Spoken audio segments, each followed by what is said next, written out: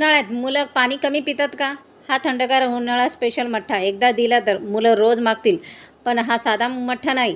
मी त्यात घातले आहे एक खास मसाला, ज्यामुळे टेस्ट होते हॉटेलसारखी. एका एका भांड्यात घ्या 1 कप ताजं दही आणि 1 कप थंडगार पाणी. आता ते छान फेसाळ होईपर्यंत फेटा. त्यानंतर त्यात घातले भाजलेले जिरे पावडर, थोडंसं चवीनुसार मीठ आणि मुलांसाठी चिमूटभर साखर. पण अजून एक सिक्रेट टिप आहे, ज्यामुळे मठ्ठा होतो एकदम थंडगार.